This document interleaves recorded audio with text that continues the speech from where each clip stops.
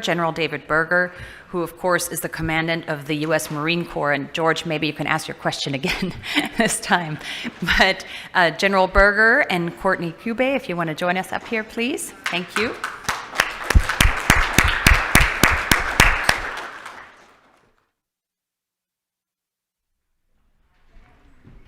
Berger assumed the duties of Commandant of the Marine Corps in 2019, and he has commanded our forces at every level, including, of course, the 1st Marine Division forward in Afghanistan during Operation Enduring Freedom and many, many other locations. He's a great soldier and a great patriot.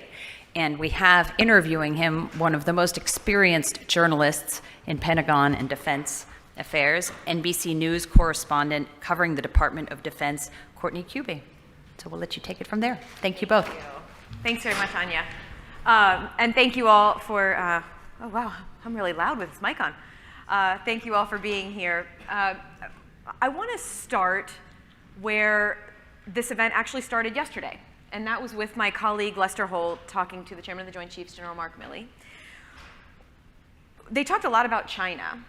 And one thing that I was surprised to hear from General Milley about was it seemed as if he shortened the timeline for the possibility of some sort of a conflict, some sort of China potentially moving on Taiwan. What is your assessment of it? You have spent more than half your career in the Indo-Pacific. What is your assessment of what China is going to do with Taiwan and when? Probably two ways to look at that. One, when will they have the capabilities relative to whoever they think is going to try to stop them? And the second part would be the willingness to do it. Two different parts to that answer. I think it's pretty clear that President Xi is on a path to get the capabilities in place sooner, not later. Not willing to wait until 2049, but faster. As far as the timing, the willingness, I don't have that crystal ball. And I think it's a combination, as it always is in international relations, it's a combination of things inside China and things outside China that will drive that. Long way of saying, I think I would agree with the chairman, though. Our role on the military side is to make sure in the military sense, we don't make it easy for them sooner. What about, I know that you obviously Commandant of the Marine Corps, but you are a member of the Joint Chiefs. How would you assess that the U.S. military is postured in the region? Are they well postured for the potential for some sort of a conflict? And if not, what else does the military have to, whether it's move forward? Is it personnel? Is it equipment? What else needs to be done so that they are ready in the region? I know that's a big question. No, that's okay. If posture, if you interpret posture meaning where are our forces, our bases, our forces, then I would say since the end of the Korean conflict, we've been postured very well to prevent another Korean conflict. If you look from California across the ocean towards the peninsula, it's designed to make sure we can get forces there fast, stop anything from happening pretty quickly. So it was intended to be there quickly and to prevent any other conflict on the peninsula. And that has contributed to just that. That's not the only or main threat perhaps going forward. So most, me included, would say we need to adjust that posture. It needs to be more distributed, more spread out for a couple of reasons. One, militarily, we need to be always in a position where we can best deter. And then if something goes wrong, where we can respond pretty quickly. But it's a bigger problem set than the peninsula. So obviously the posture, the lay down, the bases and stations we need to adjust that. But the second part, I think, which is harder perhaps for some to get their brain around, is where do you need to be relative to your allies and partners? Sometimes they're the same answer. Sometimes they're two different lenses to look through. I think our posture needs to be a defense in depth more than a line drawn from California to the Korean Peninsula. Now it becomes much more of a defense in depth, much more of a spread out, distributed footprint. But the difference probably being in concert with the allies and partners that are in the region and factor in what's best for them as well. You know, one thing you've said in the past is that it's important that the military, should there be some sort of a conflict with China, it would most likely be regional, at least at the beginning, right? It would be happening right there near China. But you've said in the past that it's important not to have to fight your way in, but to be there all the time. And I'm curious if you think that, I mean, again, does that mean that there needs to be, the Pentagon's in the midst of this global posture review of deciding whether there needs to be more forces in the region, and I think there's a pretty good assumption that there will be some sort of a request for some more forces in the Indo-Pacific region. But what is your assessment of that? Do you think it needs to actually be a relatively large influx of additional personnel, and where specifically in the region do you think they should go? When you're trying to match your posture with a strategy, I think you have to do it with an understanding of what the PRC's strategy is. Theirs is an active defense on the PLAN. On the military side, it's an active defense. So our approach, we can take one of two approaches. Either match that symmetrically, force on force, surface on surface. I would not recommend that. Or you can take more of a maneuverist approach and say, don't play to their strengths, don't counter head on head, but actually take on their gray zone strategy. Don't allow them to expand in a coercive way that they're doing right now. You need to be prepared with a capable force, I think, to match what they may throw at you. But the mistake would be matching symmetrically head on head, exclusively, trying to match surface on surface. We need to find the gaps, create the gaps. I think it is a forward force for sure, but it can't be the big heavy footprint that some host nations can't tolerate politically or otherwise. So I think it has to be lighter on the footprint that goes ashore, more maritime, more air. That's the kind of theater that lends itself to. Mm-hmm. Do you think that right now the U.S. military is equally matched with China? Or do you think the U.S. military right now still has any kind of a strategic advantage over China? We have a strategic advantage. I mean, obviously the PLA, their goal is to close that as rapidly as they can. The advantages we have some regimes, some domains where we have a technological advantage.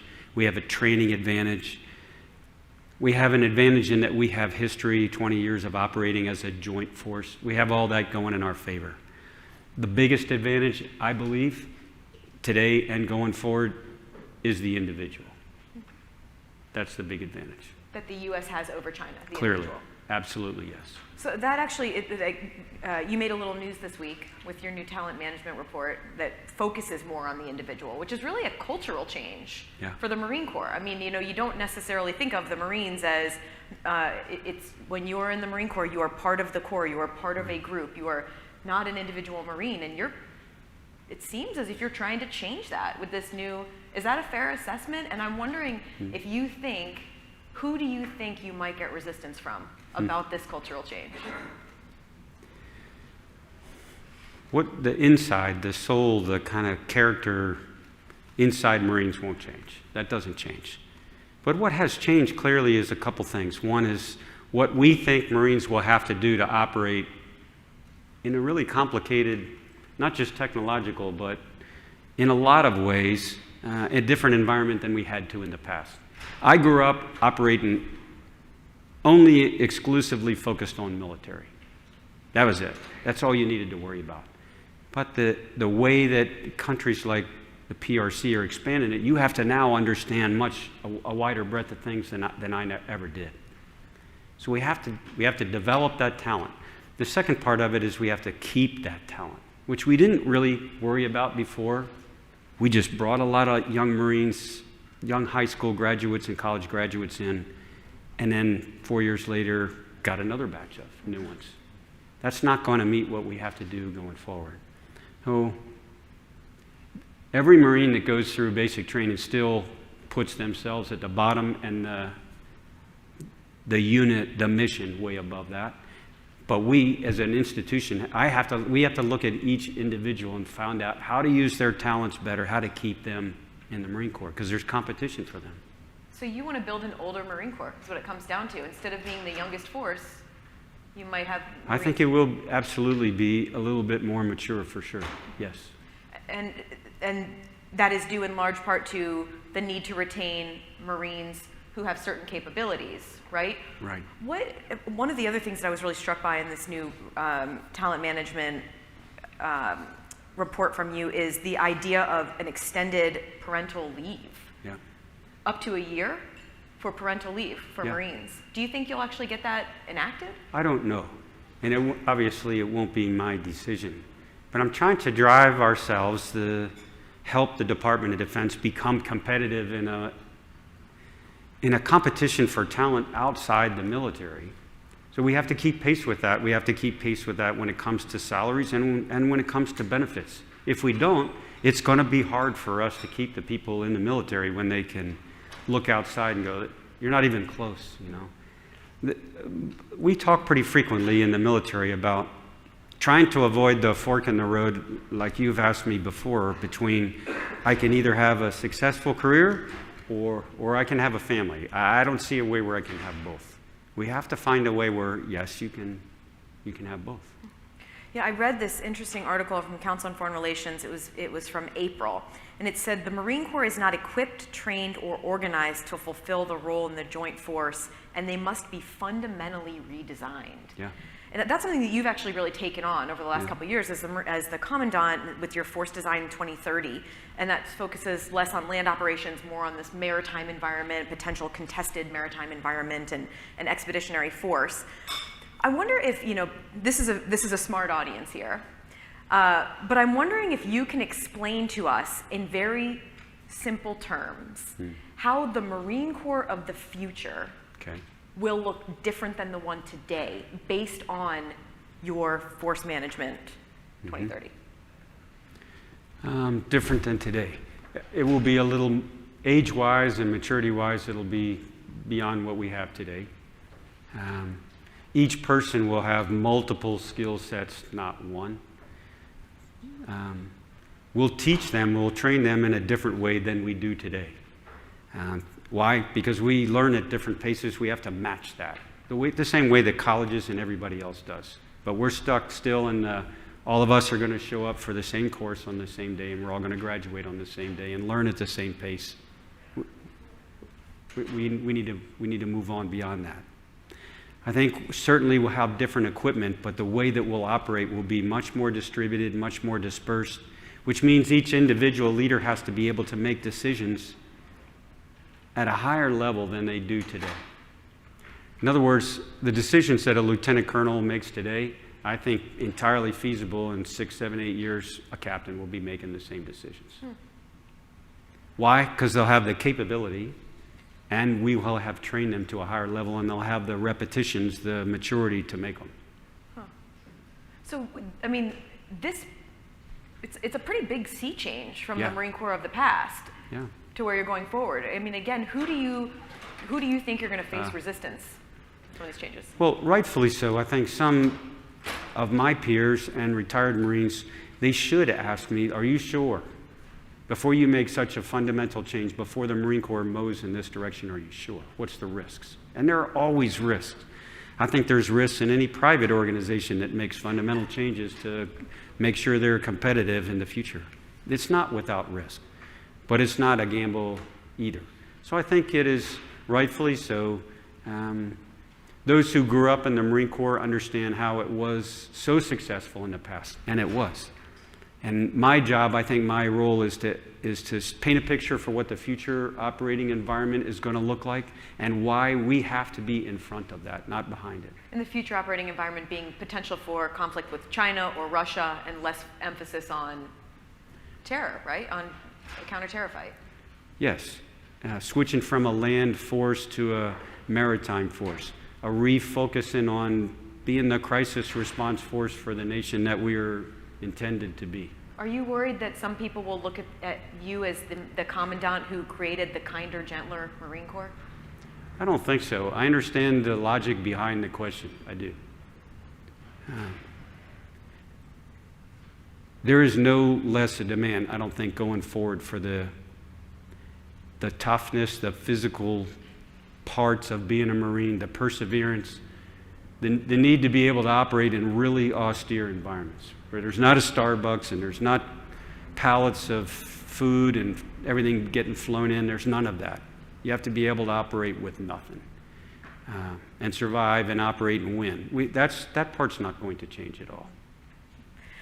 I want to turn to COVID. The latest numbers out just this morning for the Marine Corps have somewhere in the neighborhood of about 13,000 active duty Marines who've not yet been vaccinated, or in some cases they may not have recorded their vaccine status. They have until November 28th for all active duty Marines, but that's still a pretty good chunk of people who haven't been vaccinated. Are you concerned about that?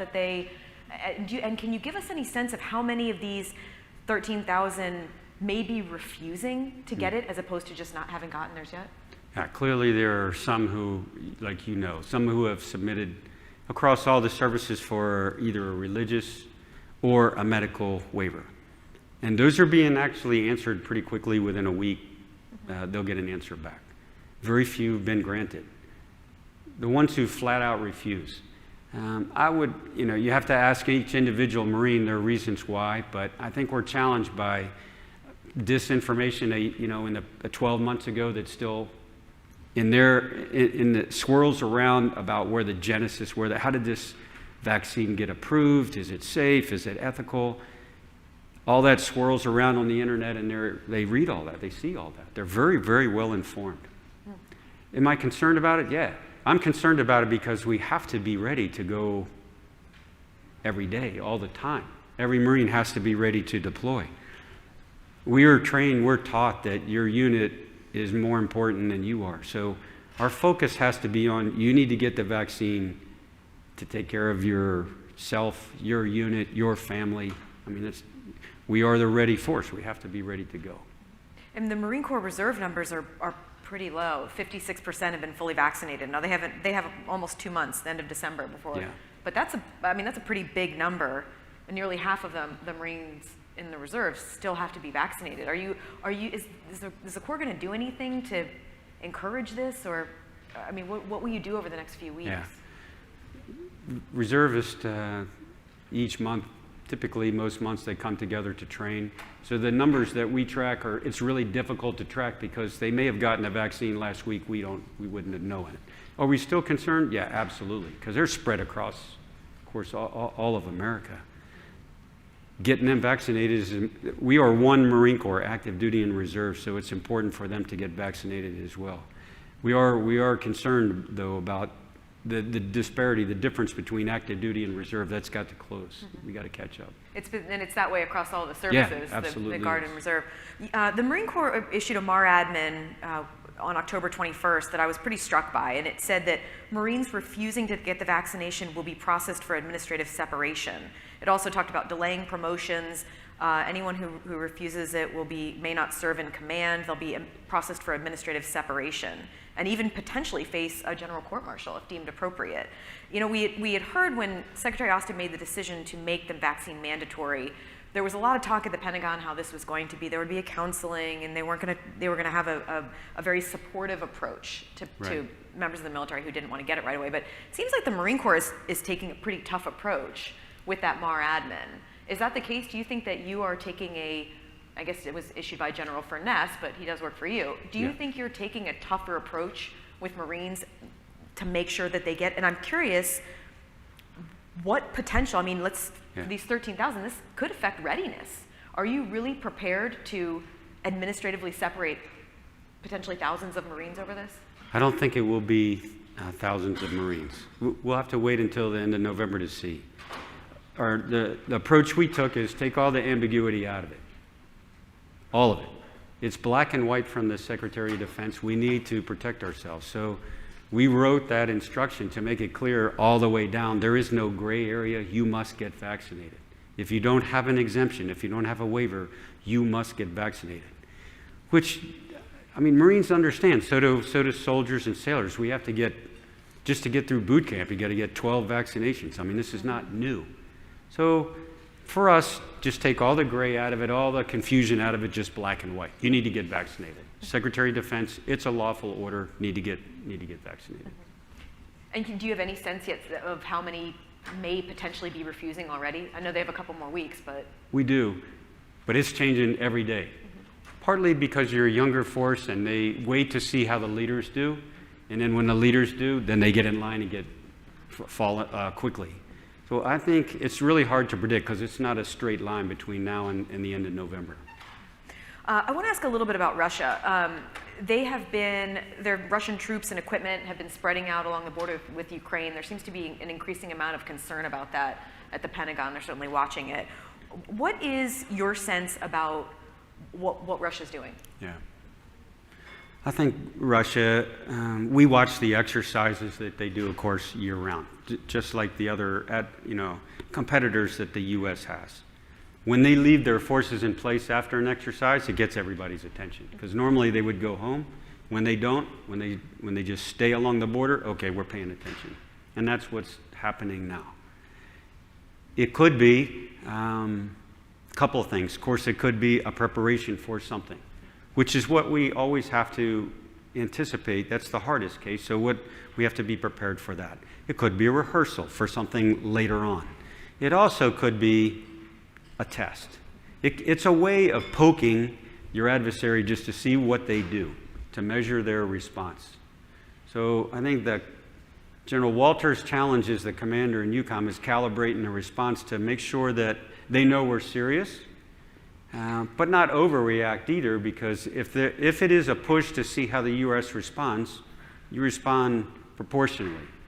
Nothing more, nothing less. How is the U.S. responding to it? I mean, I think General Milley spoke about it a little bit yesterday. He said it was a pretty significant buildup, but then he didn't say that he thought that it meant that Russia was about to invade Ukraine. Here, I think the physical parts, of course, is General Walters making sure that the forces are ready, that if needed, and he were asked to, directed to, that they could respond, and they are. They're ready. The second part, I think, is the messaging that we don't see in the open press between nations. What are you doing? Here's what we're doing. In other words, the communication that's not in the open channels, equally important. And that, between any great power, us, China, us, Russia, that's really critical. Do you have communications with your Russian counterpart? Do you have phone calls or No. Nothing like that? It's just on the General Milley level. Yeah. I don't know. I know that General Milley does. I don't know the CNO, Chief of Staff of the Army, Air Force. I don't know that they do or don't. I don't know. Yeah. We have talked about it, but I have never asked them that question. I also want to touch on Afghanistan. Anya mentioned that you've of course served in Afghanistan. What are you? Well, let me start with you. The withdrawal. A lot has been made of the withdrawal and how chaotic it was and the impact that it had on service members and veterans. What was it like for you as somebody who served there to watch it? And particularly, I mean, of course, there was the deadly attack. Marines were killed at Abbey Gate. But then there were also all these Afghans who were left behind. All these years. I mean, Afghanistan's a very personal war for a lot of Marines. Sangin and Marja. I mean, there were extremely deadly periods for the Marine Corps in Afghanistan. What was it like to watch that withdrawal for you? I won't speak for other senior leaders. They can plenty well speak for themselves. We learned to compartmentalize. So for me, I park that off to the side. For me, who are we sending into the airport to set up this evacuation? Do they have what they need? Is there tactical support in place? Are the command relationships make sense? But don't worry about the politics. Don't worry about the legacy, the history. Park that off to the side. Only focus on what that commander at HCI at that airport, what do they need? And are we doing our job as Joint Chiefs to make sure that it's set up right as best we can for success? Longer term, I think when you look over your shoulder through a historical lens, then you can, with a little distance, then you can start to weigh things. But my experience is when it's this close, sometimes emotion and a lot of other things get in the way of making sure we can make the right decisions, helping the Secretary of Defense, the President, have good options. So I park all that off to the side. It's been about 10 weeks or so, a little over 2 months now since the complete withdrawal. have any Marines in your travels, when you meet with Marines, have any of them brought up to you how they felt about it? And are you, has there been any sense that it's had a real impact on the emotional health or the mental health of Marines? They have. Not an awful lot, but Marines are not bashful, and several have asked Sergeant Major and I mean, point blank, is this worth it? That I deployed, was this worth it? And you're really grateful that they have the willingness to ask that question of a senior leader, and they should. I think it's absolutely a fair, they're wrestling with, it tells you they're wrestling with it inside, right? And they want some help trying to wrestle that to the ground. I don't hesitate. I tell them absolutely yes. I ask them, what did you do there? I was a platoon sergeant, or I was a company commander. Did you feel like it made a difference? Yeah. Okay. And you can sleep. When you put your head on your pillow, you should feel good about what you did, because you absolutely made a difference. In the bigger scheme of things, that's for somebody else to sort out. So I think, long way of saying, when you're a senior leader, part of our job, I think, is to make sure that those that were involved in Afghanistan or Iraq, they know that what they did was good, made a difference, all that stuff. And do not lose any sleep. Don't wrestle with politically at a higher level, is this going to work? Don't worry about that. Did you save lives? Did you make some families' life better? Yeah, absolutely. No question. It's possible if the U.S. decides to recognize the Taliban and actually open an embassy there, that would mean Marines back in Afghanistan. How would you feel about that if the administration were to come to you and say, we want to open an embassy in Kabul again? Would you support sending Marines there as MSGs? I'm trying to remember when it was. When we reopened the embassy in 2000, and somebody in the room will know, 3 or 4? 3? Yeah. It was 2003, right? Yeah. See, I told you this is a smart group. And the only reason I'm bringing that up is that year I was the commander down in Camp Lejeune, and it was 4th Anti-Terrorism Brigade. It was we were part of that unit, and one of my companies was the company that reopened the embassy in Kabul. Oh, wow. So I fly over there to visit them because they're doing just a great job. I mean, this is kind of off your question a bit. I was struck by the whole embassy. It's like it's frozen in time. Like they close the doors, and it's like preserved. Magazines, newspapers from a decade, 15 years before. Marines cleaning up, getting ready for the ambassador. If that happens in 2 years or 12 years, same thing will happen. Marines will go there. We'll open the embassy back up. We'll put Marine guards at post 1 in dress blues, and we'll start all over. It's what we do. Could you see that happening anytime soon? I don't know. I really can't answer. I don't know. Yeah. I want to leave some time for questions. I'm sure there are a lot of questions in the audience. Let me do one more before we get to that, but start thinking of your questions now. One more about, I guess, the state of the Marine Corps. There was a Marine lieutenant colonel who made a bunch of headlines over the summer for speaking out very vocally on social media about the withdrawal from Afghanistan and ultimately, offering to resign his commission over the way that it was done and calling for accountability. I wonder, in your travels and your meeting with younger Marines, if you hear that same kind of sentiment from Marines, not necessarily that they're going on social media or Facebook and talking about it, but do they ask you, is anyone going to be held accountable for the way that the U.S. left and the chaotic nature of it? I have not personally. That doesn't mean they haven't had that discussion. But nobody has asked me, why didn't you quit? Why didn't the chairman quit? Why didn't somebody get fired? Nobody has asked me that question, no. But that doesn't mean that they haven't thought it. But to answer your question, no one has asked me that. All right, I want to take a few questions from the audience. I think there's microphones someplace. Oh, good, there's one. Do we have any questions? If not, I can keep going. Oh, right there.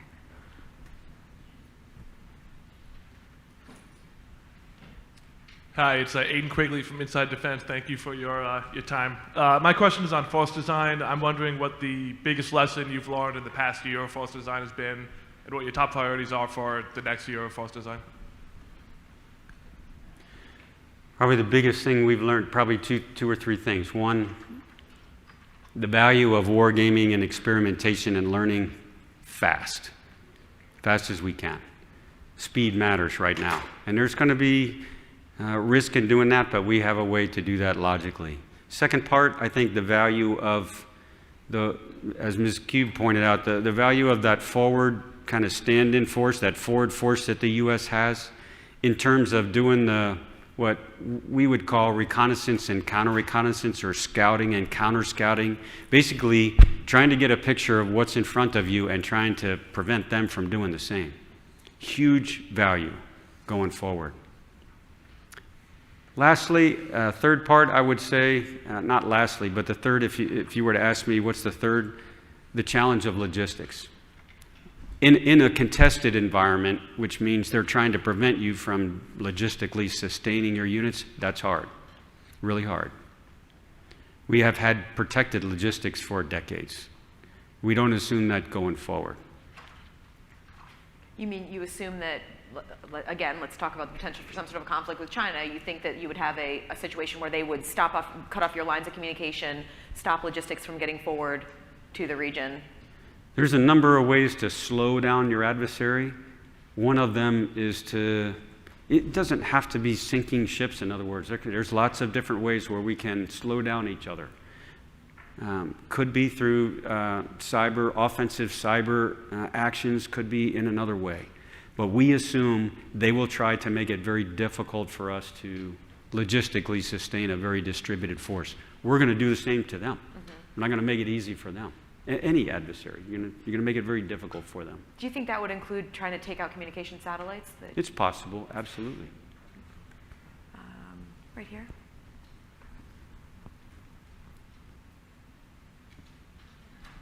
Good afternoon, sir. Megan Eckstein with Defense News.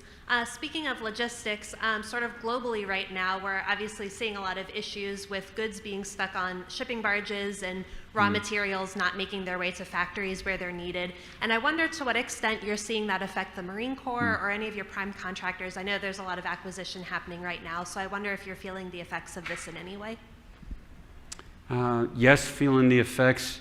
No, it hasn't in a large way affected readiness, but we have definitely, I think the whole Department of Defense and especially the military, an elevated, a real attention, a real focus on the industrial base and supply chains and the fragility aspects of some parts. Absolutely a lot of discussion that I don't remember happening 2 years ago.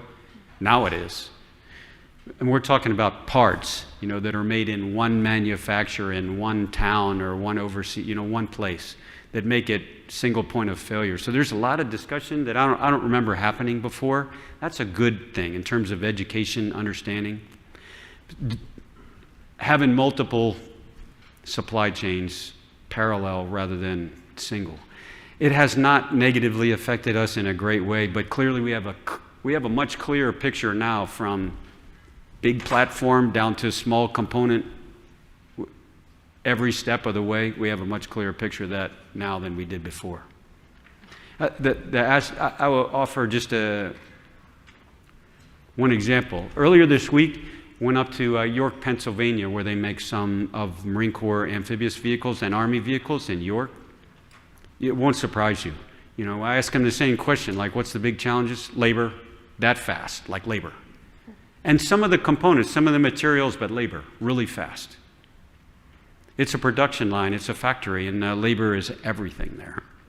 And they went on to explain 4 or 5 aspects of that. Fascinating to me. This is a part I have to understand as a service chief. That's why I went there. Any other questions? I'll keep going if not. I actually want to go a little bit further into the supply chain issue, and more specifically about concerns about back to China.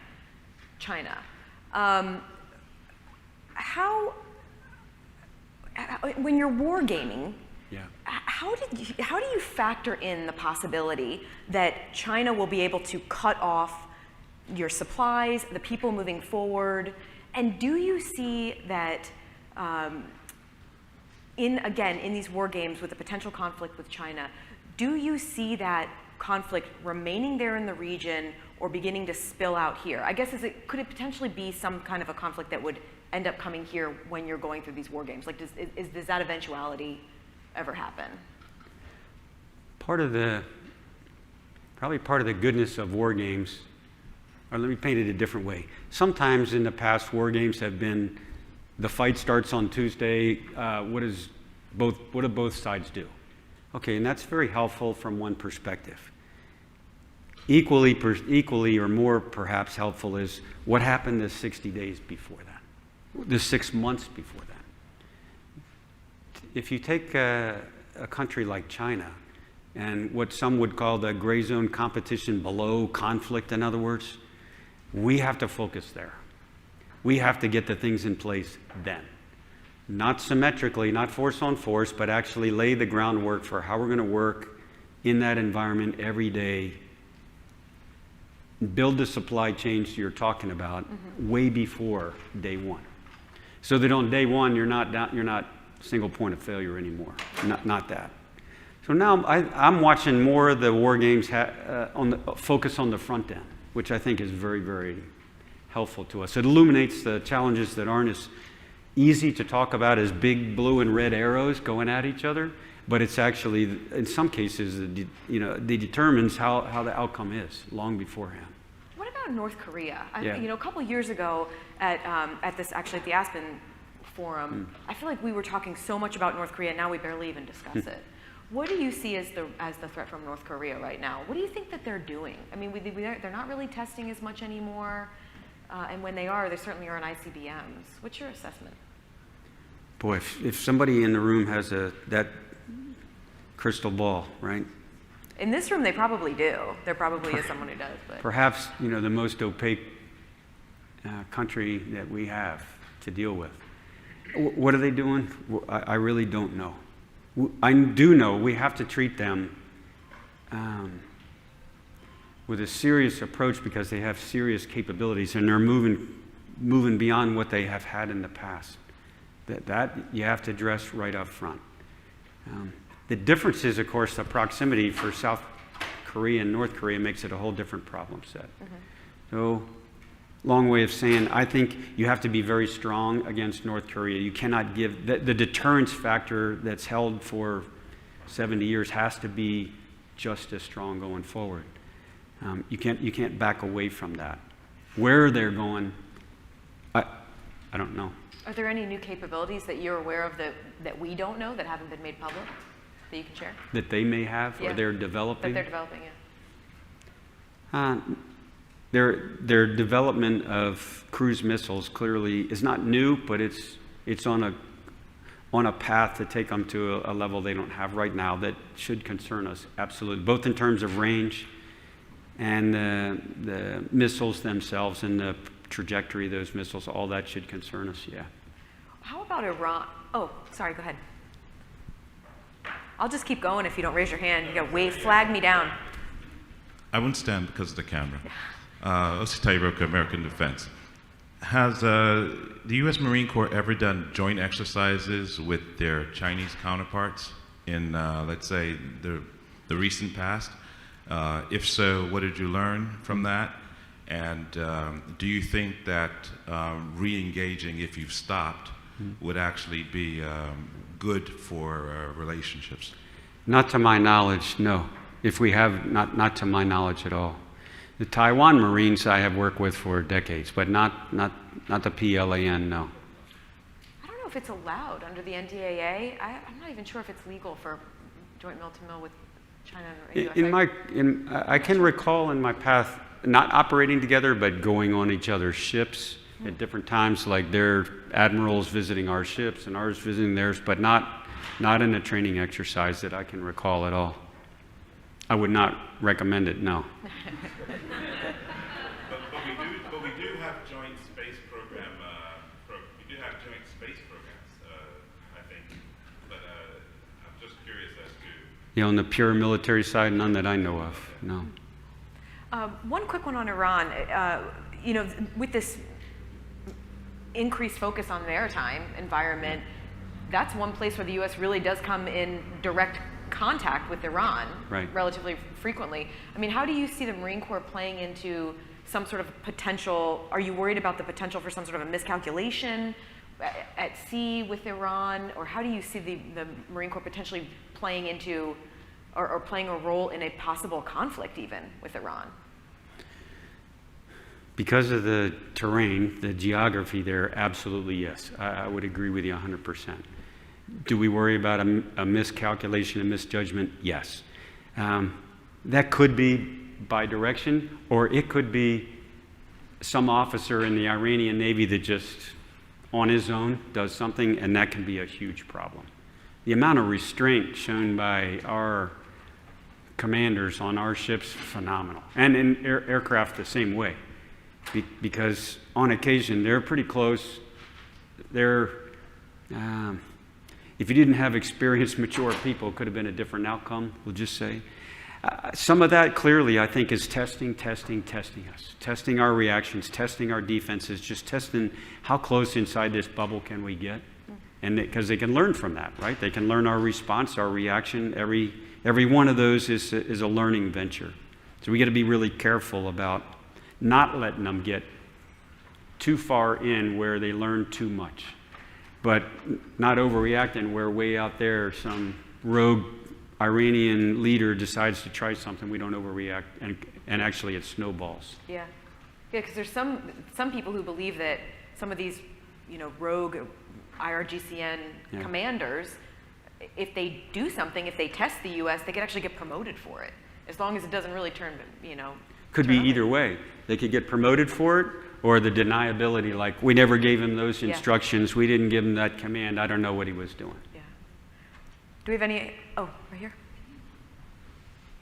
Sir, thank you for joining us. Paul Pizzero, United States Air Force Academy.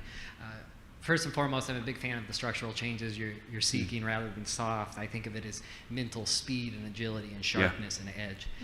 To that point, an element that I can't recall hearing about today is mental health, up to and including suicide prevention. Can you speak to these topics in the Marine Corps? Yeah. First, I would agree with the way you laid it out, the first part of your comment. It may not be true, but I assume that in the future we will not enjoy a technological advantage or a numerical advantage. Now we may, but I'm assuming we will not. So if we don't have those two, then it comes down to the individual intellectual edge that we need, which is what we have to bank on. Back to Courtney's question, the individual. Suicides, mental health, being very self-critical as a military leader, I think slow to respond. And I'm talking about over years, right? Over 8, 10, 12 years. Slow to respond, slow to react. Slow to accept that there is a stigma. Because in our minds, we want to believe that, if they have a problem, they'll come and talk to me. So slow to be realistic, frankly. The key to unlocking that, there is no silver key that gives you all the answers, but part of it, I think, clearly is the conversation, frankly. In other words, the trust, the confidence that a Marine can say, I got a lot on my plate, without everybody looking at him as the weak link. Because we're taught from day one, right? You go to officer candidate school, you go to Parental, and you're taught that it's all about the team. Everybody has to pull their fair share. There is no room for one person on the team not pulling their load. So if that's the way we're trained from day one, how can you say 3 years later, hey, I got a lot on my plate? Because it goes completely 180 out. But that's what we have to be able to do. The ones who, I think, raise their hand, the ones who step forward, the ones who ask for, okay, I got more on my plate than I can handle. Everybody watches how that plays out. If that's handled professionally, if they're promoted later, if all those things happen, then okay, it's okay. That will not happen overnight. You have to have the mental health professionals, of course. That goes without saying. In the end, it's never going to be easy. outside the military or inside. Right now, it's on the rise outside the gate and inside the gate, both.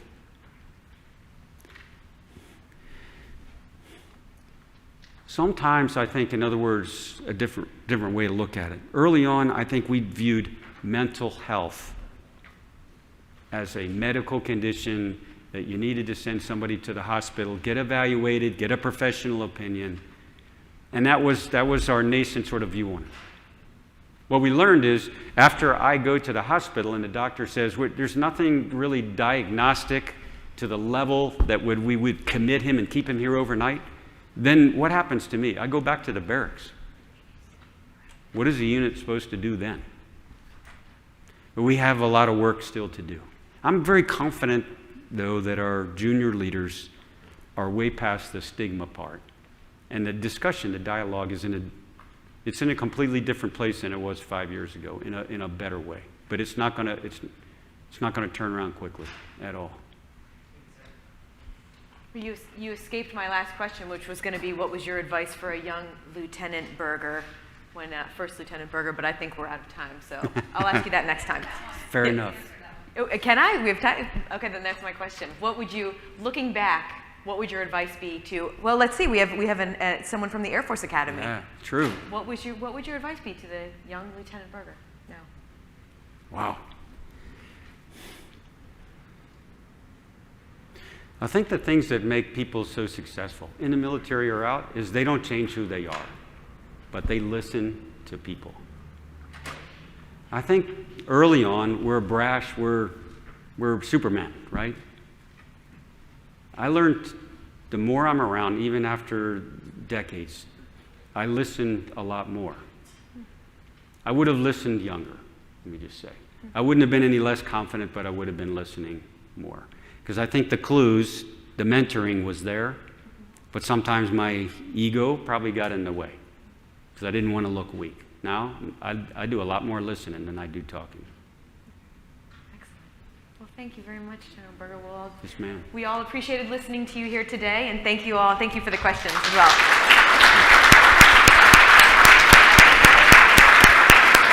Thank you so much. Thank you, General Berger.